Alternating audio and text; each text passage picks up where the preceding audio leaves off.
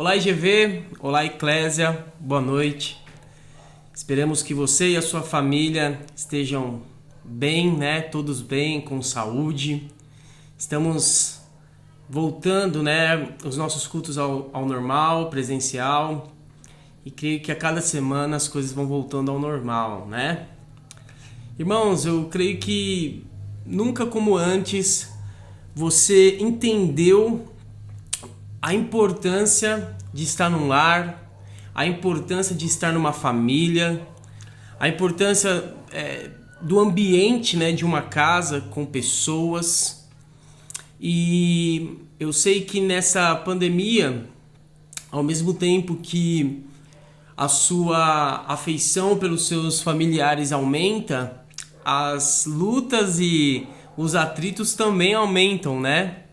Porque afinal, quando você vive muito com alguém, quando você se relaciona com essa pessoa de uma forma mais íntima, é impossível não ter atritos. Então os atritos, eles fazem parte do processo de crescimento, do processo de lapidação das pedras, né, que formam a igreja, que somos nós.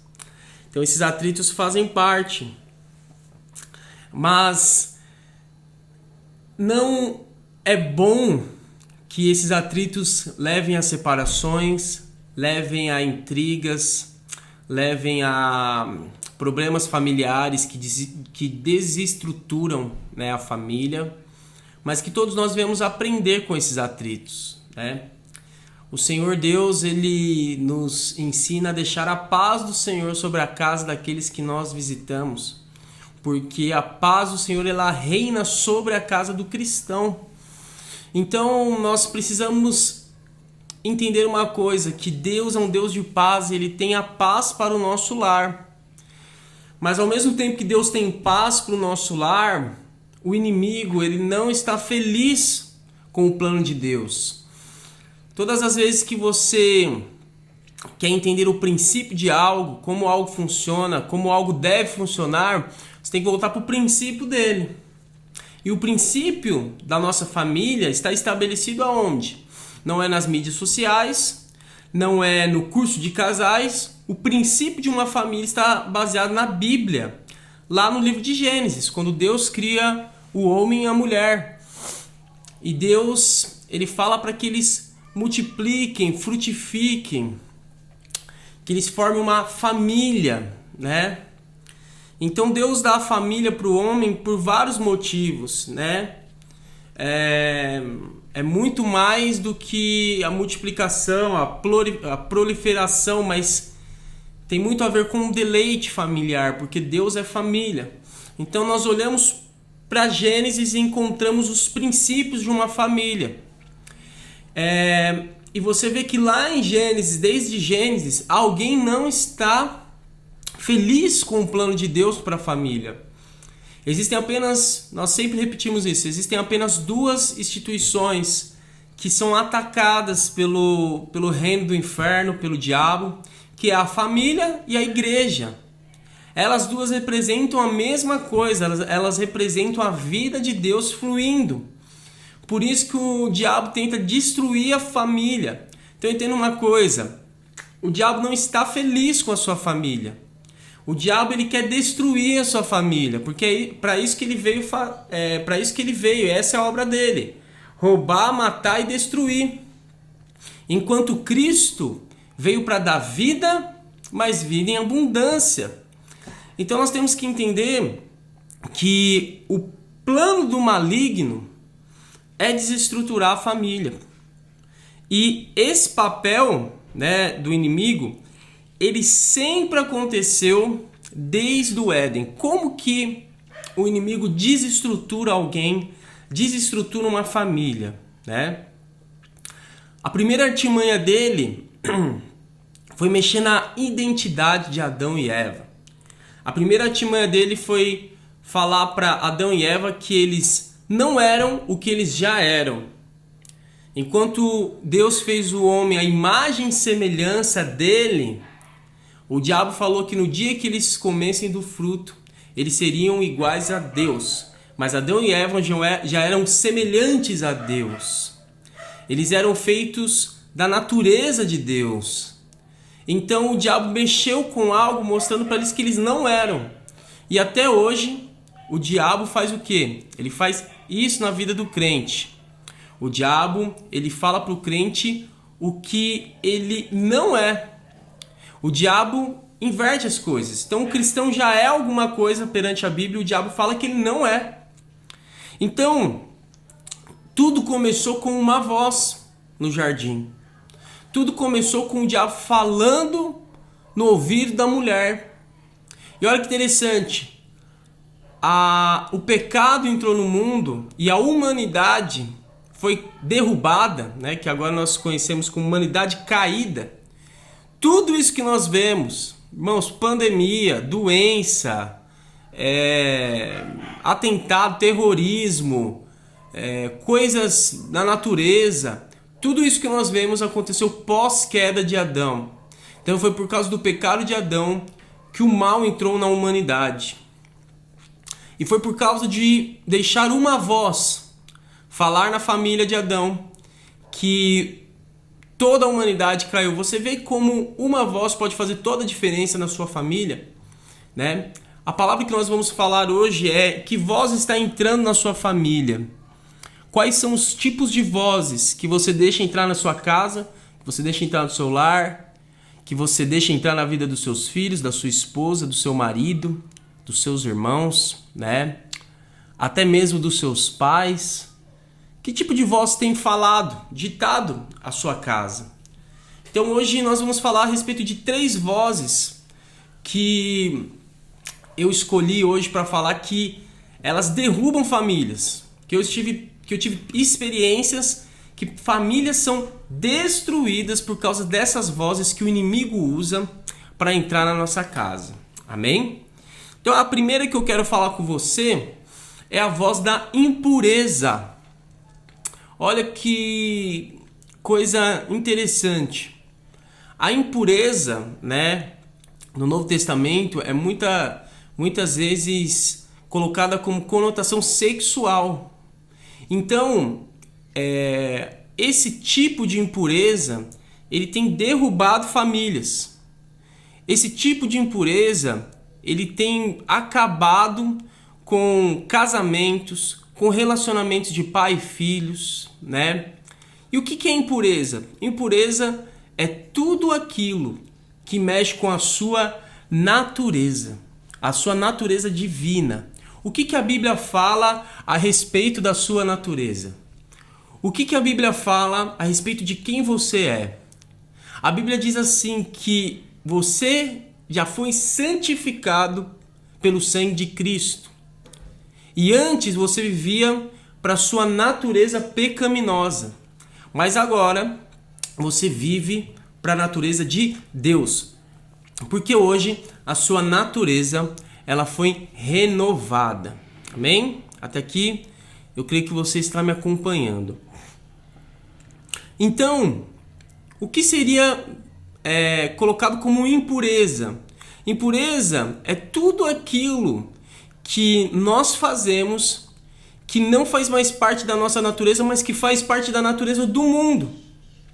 Então, por isso que diversas vezes Paulo, ali nas suas cartas, Pedro, instrui o cristão a se livrar de toda palavra torpe, de toda malícia, de toda coisa pornográfica, de tudo aquilo que mexe com a nossa sexualidade de uma forma deturpada. Então vou falar algumas coisas aqui: sexo antes do casamento, traição, pornografia, masturbação.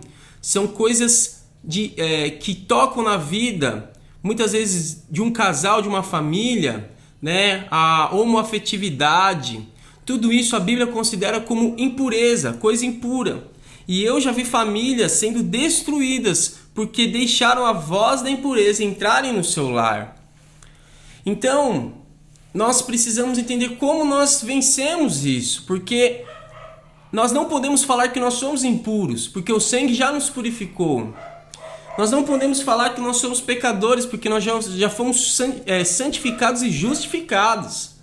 Então, por que ainda pecamos com a impureza?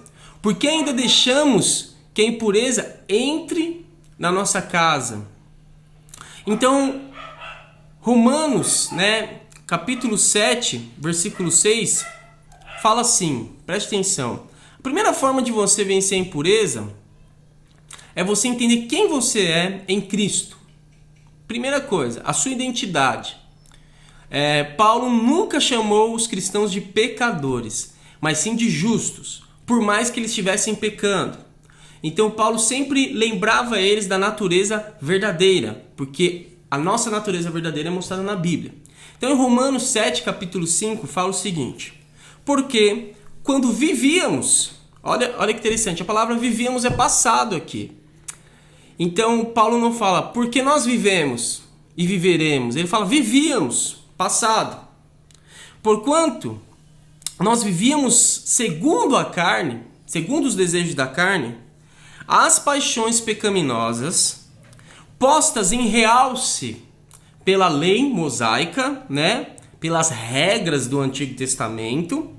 Então Paulo fala que as paixões, os pecados da carne, elas eram saltadas pela lei mosaica. Por quê? Porque quanto mais o povo lia não faça, mais eles faziam.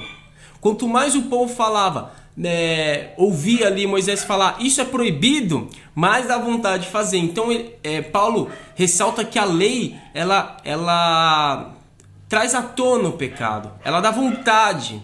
Porque quando você fala para uma pessoa não faça, isso é proibido, parece dar mais vontade de fazer.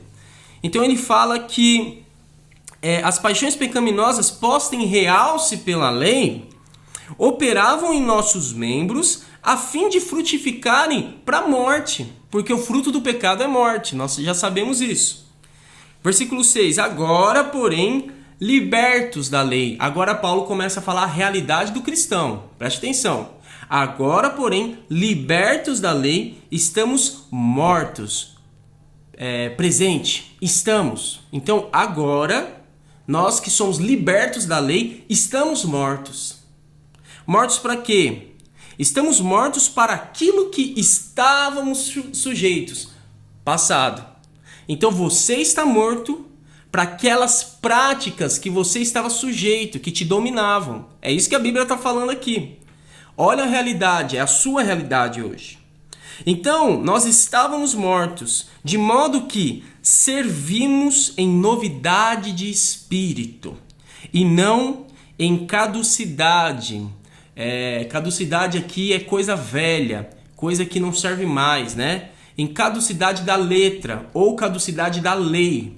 Quer dizer que quando uma lei ela caduca, ela não tem mais valor. Então a palavra diz que hoje nós servimos em novidade de espírito. O evangelho é novidade. Viver o evangelho é viver isso aqui que Paulo está falando. Viver uma novidade de espírito. E a novidade de Deus hoje, sabe qual é? É que os seus pecados não te dominam mais, mas que você foi liberto pelo sangue do Cordeiro. A sua família foi salva por causa de Cristo. Eu e minha casa serviremos ao Senhor. É uma promessa para nós. Então, por causa de Cristo, da obra de Cristo, nós não estamos mais sujeitos à impureza, às paixões da carne. Irmãos, a primeira coisa que você precisa fazer para vencer isso na sua família, sendo você pai, mãe, filho, não importa a posição que você está hoje na sua família, para você vencer isso, a primeira coisa que você precisa entender é a sua natureza. A impureza não faz parte da sua família, não faz parte da sua natureza. Isso é coisa dos ímpios, do homem caído, e você hoje está em outra posição, em outra elite espiritual, que é a dos filhos de Deus. Então, a segunda coisa que nós fazemos para vencer a impureza na nossa casa é a questão da nossa fé. Porque, irmãos, eu creio que Jesus está aqui comigo, mora dentro de mim, o Espírito Santo habita dentro de mim. Mas porque muitas vezes parece que nós não consideramos que o Espírito Santo está por perto. Parece que às vezes Deus não existe e nós pecamos pecados que nós chamamos de pecados ocultos, né? Porque não tem ninguém vendo, mas na nossa cabeça não tem ninguém vendo.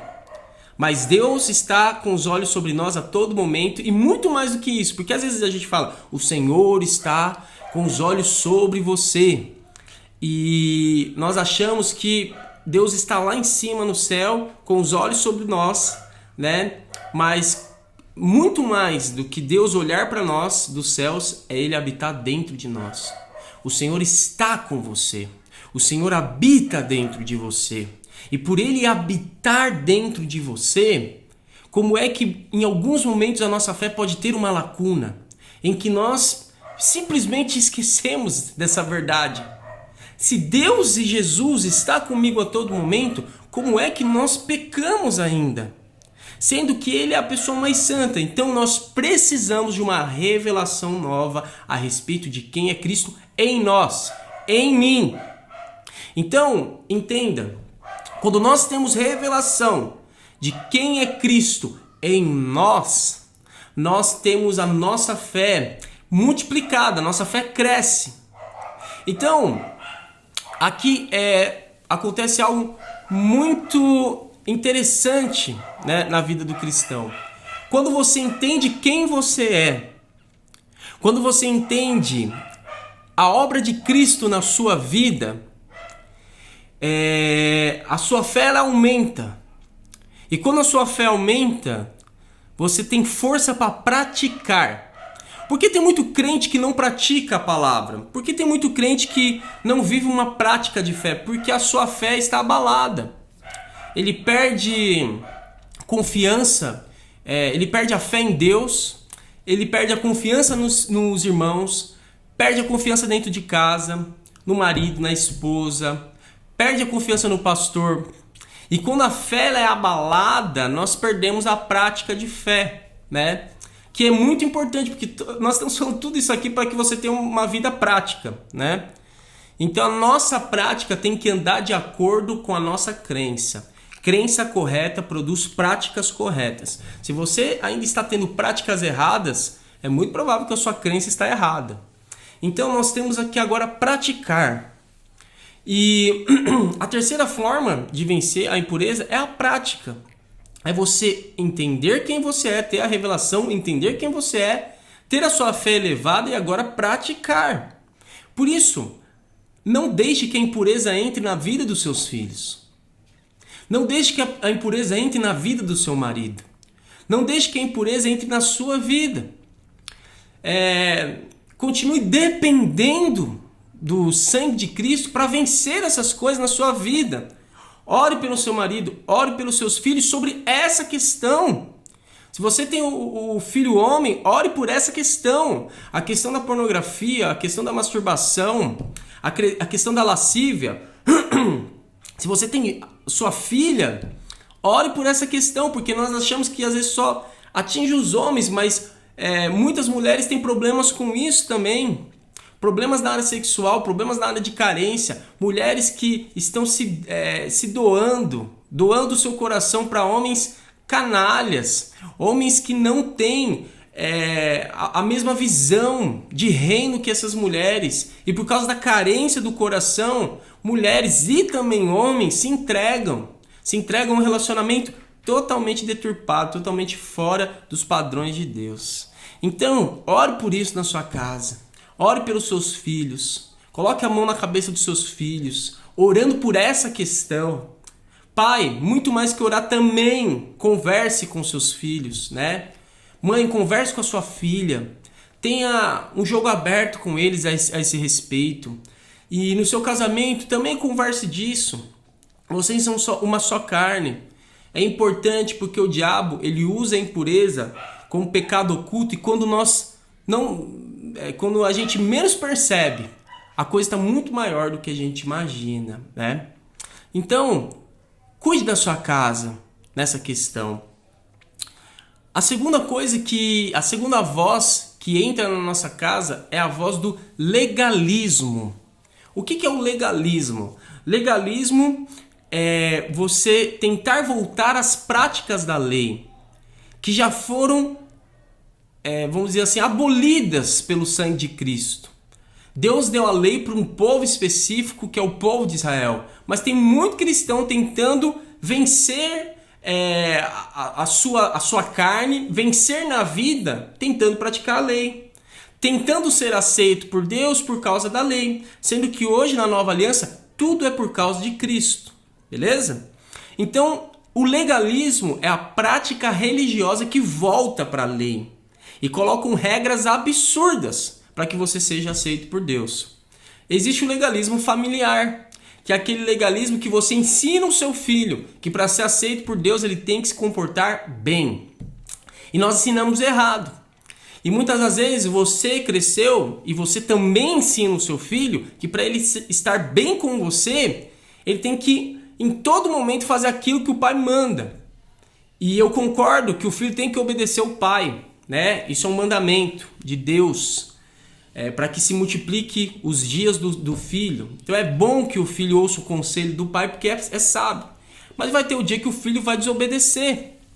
E quando o filho desobedece, quando o filho faz alguma coisa errada, o que o pai faz? O pai vem com lei. Eu conheço pais que pregam a graça, mas tratam o filho com lei. Então, ao invés de você falar para o seu filho o que ele é, lembrar ele o que ele é em Cristo, nós colocamos peso e definições que não fazem mais parte da nova aliança. Sua esposa errou, você vem com uma enxurrada de peso, de teologia terrorista, que mexe com a cabeça da sua esposa, desvaloriza ela e mostra que ela é a pior esposa do mundo, que ela não pode seguir.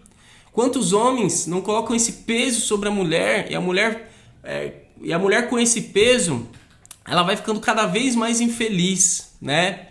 Então, o legalismo dentro de uma família acaba. Quando nós não entendemos o poder do sangue de Cristo na nossa família, você vai entrar no legalismo. Como vencer o legalismo? Entendendo o poder do sangue sobre a sua família.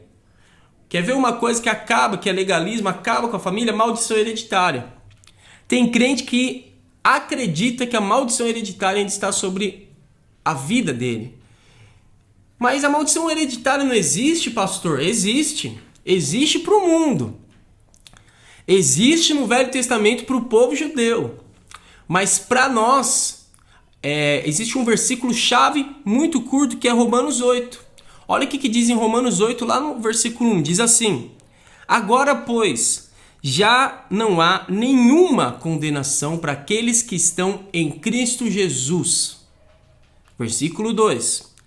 Porque a lei do Espírito da vida, essa lei agora é a lei do Espírito, é a lei que nós vivemos, tá? Então, Paulo está falando que não tem mais condenação, acabou a condenação. Porque nós estávamos sobre a lei do pecado, mas agora estamos sobre a lei da vida, que é a lei do Espírito. Em nenhum momento nós falamos que você não vive debaixo de nenhuma lei.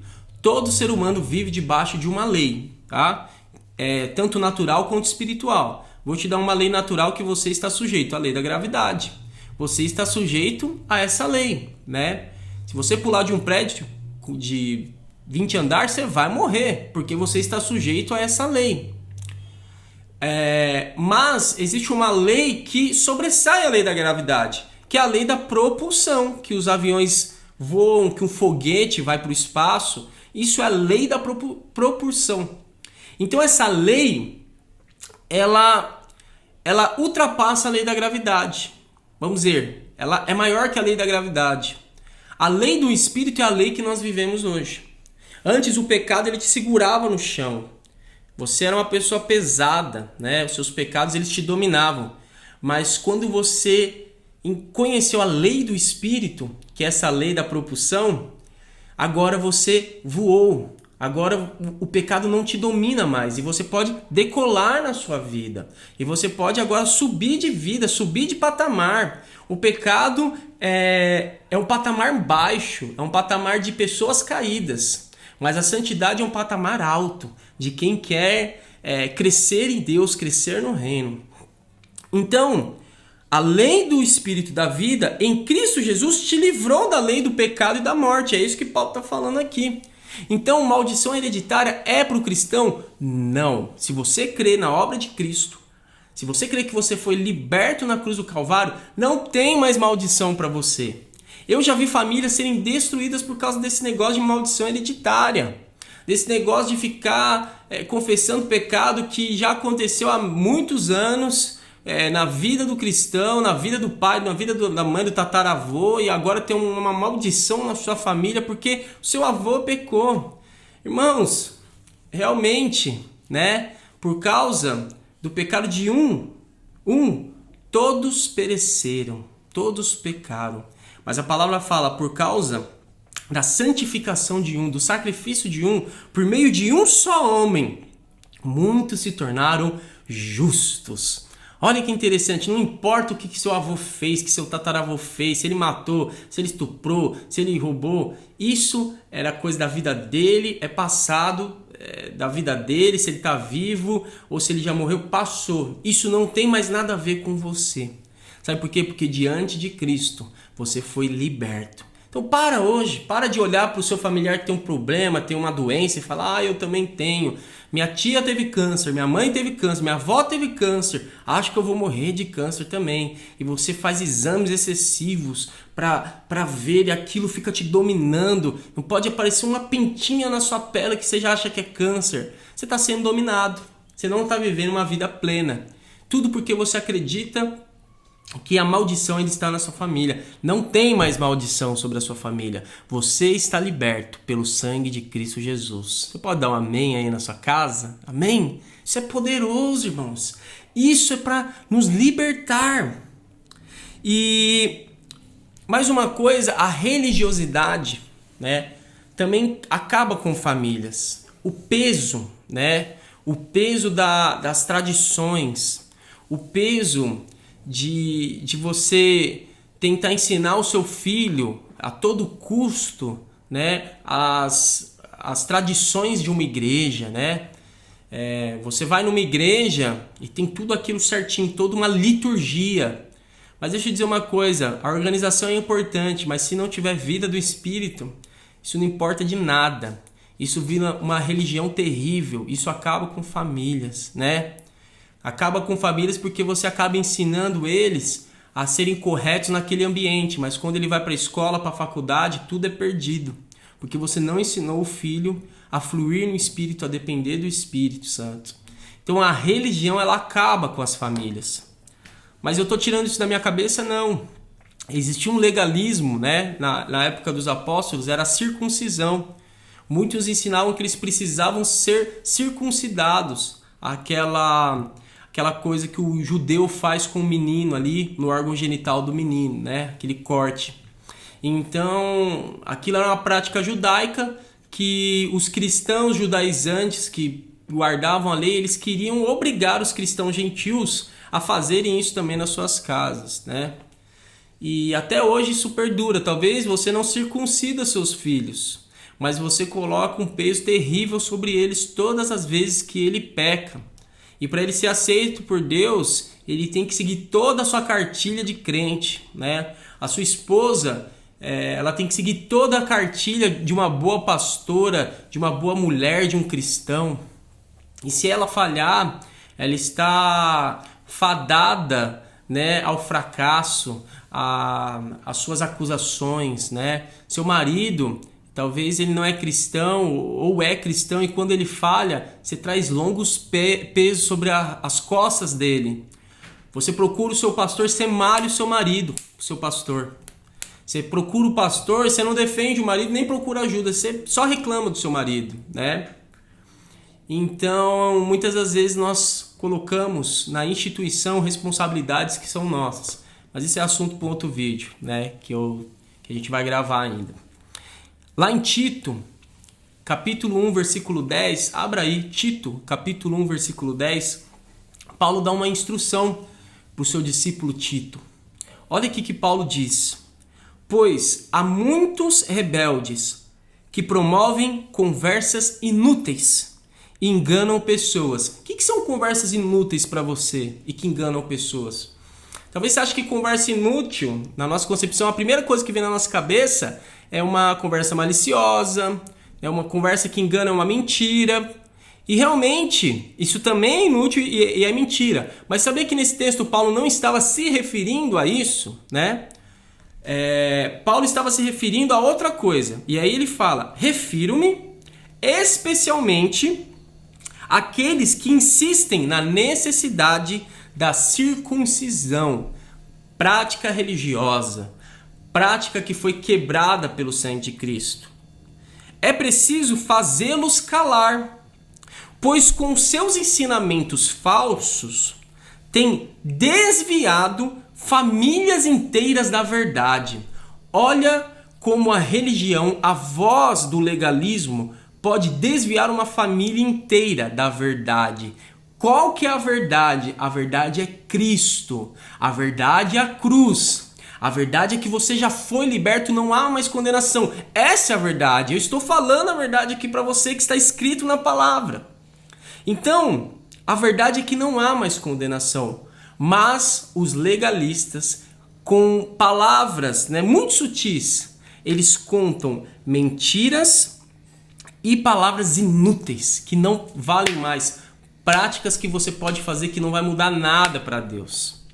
Então, olha como que isso é muito sutil e delicado, né? Muitas vezes você acha que você está fazendo uma boa ação dentro da sua casa. Eu sou um homem, eu tenho que dominar aqui, eu tenho que dominar a minha esposa. Aí você briga com os filhos, briga com todo mundo, mas ninguém tem seu coração. Você briga com todo mundo, mas ninguém tem seu coração. Então a religiosidade, ela acaba com a família. Aprenda a ensinar os seus filhos a fluírem no Espírito. Como que nós vencemos o legalismo dentro do nosso lar? Pregando palavra da graça, pregando palavra de Cristo, palavra que liberta eles, palavra que mostra quem eles são em Cristo, palavra que mostra o que Cristo já fez, não o que Cristo vai fazer por eles, o que Cristo já fez por eles, ensinando eles a andarem nessa verdade, né? Irmãos, isso não é fácil. Isso você não consegue indo na igreja, sentando na cadeira da igreja uma vez por semana. Isso você não consegue visitando uma reunião no lar com a sua família uma vez por semana. Até porque você não sabe o que estão falando lá na classinha para o seu filho, né? Você confia nas tias e deve confiar. São pessoas que na minha vida investiram, né, muito. E hoje, se eu estou aqui é porque Deus usou essas tias da classinha. Mas deixa eu dizer uma coisa, é muito mais profundo do que isso. Talvez você vai conseguir grandes resultados quando você pegar a sua família, reunir elas na sua casa e começar a ministrar graça do Senhor. Ministrar coração de Deus, ministrar espírito. Traz sua família para perto, né? Traz a sua esposa, seus filhos. Filhos, se seus pais não são cristãos, né? Ou se são, mas não tem essa prática, traz eles para perto. Fala, vamos orar aqui? Posso dar uma palavra para você, pai? Coisa simples, não é para pregar, não é para chamar atenção, né? Mas é para liberar a vida de Deus. Então, Paulo está falando para Tito que a religião acabou com famílias inteiras, destruiu famílias inteiras. Mas a graça de Deus, ela resgata a sua família. Jesus, ele resgata a sua família. Jesus, ele está aqui para restaurar. Em Apocalipse diz, eu refaço todas as coisas. Ah, irmãos, como é bom ver a obra de Cristo num casamento, numa família, né? Aquela família que estava fadada ao fracasso, que parecia que não tinha mais jeito, que parecia que estava tudo perdido, sabe? Com traição, com brigas, com vícios, com problemas de sexualidade dentro da casa. Jesus vem e renova, e traz vida, e traz amor, e aquilo entra nos plumos. Ah, irmãos, isso é muito bom. Que você possa viver isso com a sua família aí na sua casa. E por último, quero encerrar aqui. A última voz é a voz do desencargo, né? Primeira voz que nós falamos aqui hoje é a voz da impureza. Segunda voz, a voz da religião, do legalismo. Terceira voz, voz do desencargo. A voz do desencargo é a mesma voz que reinou sobre a vida de Adão. Como é que Adão deixa Eva tanto tempo conversar com essa cobra? Sendo que Eva foi dada para Adão como esposa, né? Eu costumo pensar que Adão tinha o jardim do Éden, que foi colocado, mas Eva também era o seu jardim. E Deus, ele nos dá uma família. Você não nasceu na sua família à toa, você não tem o seu sobrenome à toa. Você é Silva, Oliveira, Souza, não sei qual que é o seu sobrenome, mas esse sobrenome não está à toa na sua vida. Você não nasceu na cidade que você nasce à toa. Então Deus te colocou no lugar exato para você frutificar, assim como Deus colocou Adão no jardim. Por isso não reclame da sua casa, não reclame da sua família. Abençoe eles, ore por eles, para que a situação seja revertida. Mas Adão, ele não entendeu o seu papel, não cuidou de Eva, deixou o diabo falar na vida da esposa. Nós, como família, temos um papel. Sabe, irmãos, tem dias e a grande parte, da responsabilidade é do pai da casa. E o pai não pode deixar o diabo falar na vida dos filhos e da esposa. Ele tem que, em todo momento, se atentar a isso. Porque 1 Pedro diz que o diabo está ao nosso redor, buscando a quem possa tragar. E ele, através de falas na nossa cabeça, que ele consegue nos desestruturar. Então, o que é o desencargo? Desencargo é quando nós não temos responsabilidade sobre aquilo que Deus nos deu, que foi no caso de Adão. O encargo de Adão era dar vida por Eva. Na Bíblia, Paulo, em Efésios, ele fala que o marido tem que amar a esposa como Cristo amou a igreja. Como Cristo ama a igreja? Se entregando por ela, dando a vida. Paulo está falando a respeito de um encargo, Encargo é você dar a vida. O cargo é apenas um compromisso momentâneo. Então, muitos não têm cargo com a sua casa. Tem filho que não tem cargo com a sua casa.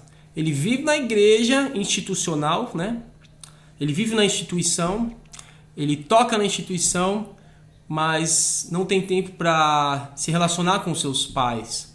Não tem tempo para cultuar a Deus na sua casa, que é o principal. Antes de você cultuar a Deus num prédio, com os irmãos, com a sua família espiritual. Então, o desencargo, ele reina na nossa casa. Nós temos que assumir esse posto de novo. Se você é filho, você não foi colocado como filho lá à toa. Vai chegar a sua hora de ser marido ou esposa, ou pai ou mãe. Essa hora vai chegar. Mas por enquanto é a sua posição de ser filho.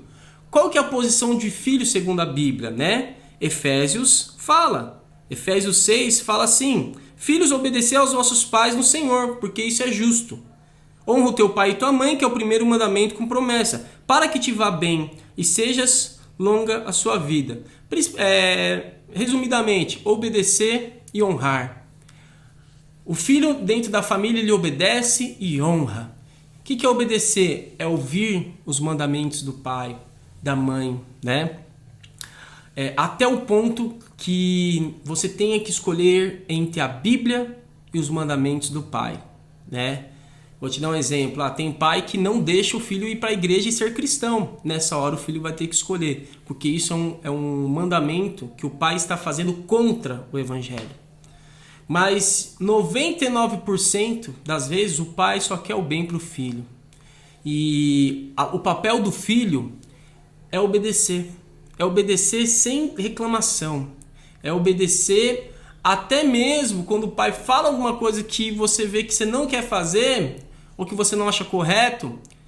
Tenha sabedoria para não fazer e ter uma conversa e conquistar a confiança do pai sobre aquele respeito, Mas muitos filhos não honram mais os pais.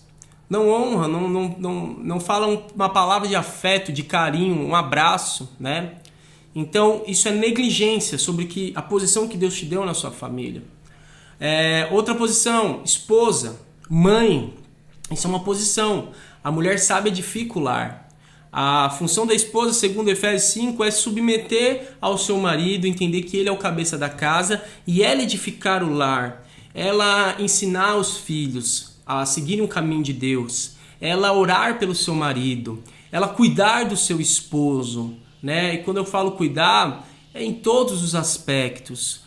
Prestar atenção, sim, aonde seu esposo está indo, o que ele está fazendo, Eu vejo casais que às vezes dorme separado, o homem vira à noite diversas vezes jogando videogame, trabalhando. Então, tome cuidado com isso, cuide do seu marido, ele também é o seu jardim. E eu quero colocar o ponto aqui do pai de família, né, que é o esposo também. Muitas vezes nós perdemos o encanto pela esposa depois que os filhos nascem, mas isso é um erro, porque os filhos vão embora, mas a esposa deve ficar. O casamento é até que a morte nos separe. E o marido se esquece de cuidar bem da esposa, né? Não cuida bem dos filhos e não exerce o papel de sacerdote. Pelo contrário, ele terceiriza para o pastor da igreja, né? Pastor, pastoreia a minha família, por favor. Você é o pastor da sua família. Não terceirize isso. Não terceirize para um pastor o jardim que Deus te deu. Se Deus te deu essa família onde você está, sendo você filho, mãe, pai, não terceirize isso para um pastor. Você é o pastor dessa família, pai. Filho, você tem um papel importante. Mãe, você tem um papel importante nisso. Esposa, você tem um papel importante. Irmãos, vocês têm um papel importante nessa família. Então, para finalizar aqui, tá bom? Eu quero só ler o último versículo, 1 Timóteo 5,8. Eu nunca tinha me atentado nesse versículo, mas olha que interessante. Ora, se alguém não tem cuidado dos seus, e esses seus é os parentes próximos da casa, né? Os parentes, os seus, no original grego significa alguém de muito afeto íntimo. Isso se refere aos parentes. Naquela época eles viviam muito próximos, né? Mas não na mesma casa. Ora, se alguém não tem cuidado dos seus parentes próximos, e especialmente dos da própria casa, que aí são a sua família que mora com você dentro do mesmo teto, tem negado a fé e é pior do que o descrente. Olha que palavra, para mim é maravilhosa. Para outros podem parecer pesado, mas é maravilhosa. Porque ele está nos incentivando, por nós sermos crentes, a cuidar dos nossos, a cuidar da nossa família, a cuidar dos nossos pais, né? E também dos seus parentes próximos, evangelizar eles, né? Então, irmãos, olha que coisa preciosa. Se nós não fizermos isso, nós somos pior do que os descrentes. Porque até os descrentes cuidam bem da sua família. Você sabia disso? Tem pai que fica desgostoso quando o filho vai para a igreja. Por quê? Porque ele esquece a família, não quer mais sair com a família, não quer mais almoçar, né? A mulher, ela agora ficou obcecada pela instituição, pelo trabalho na igreja e larga a sua família, o seu marido, né? O pai também. O pai, isso acontece muito com o pastor, que se dedica a vida para aquela obra, mas a casa está vazia, né? Os seus filhos estão vazios de relacionamento. Então, eu queria deixar essas 3 vozes para que você possa minar elas na sua casa, na sua vida, né? A voz da impureza, a voz do legalismo e, por último aqui, a voz do desencargo.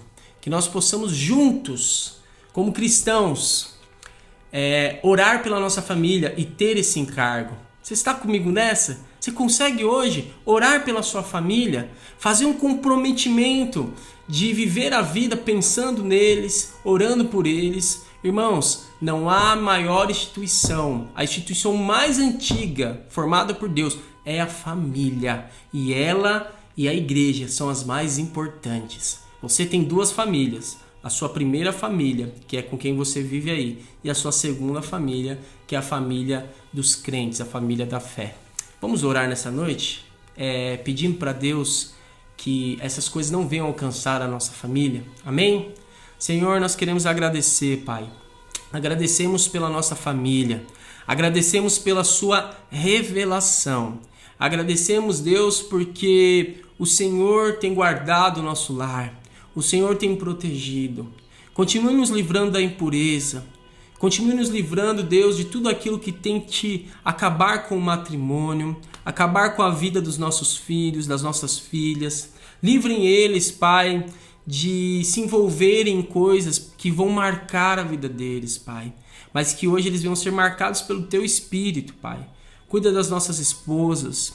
Cuida dos maridos dessa igreja, que eles venham ser verdadeiros sacerdotes do lar, verdadeiros pastores da casa deles, Deus.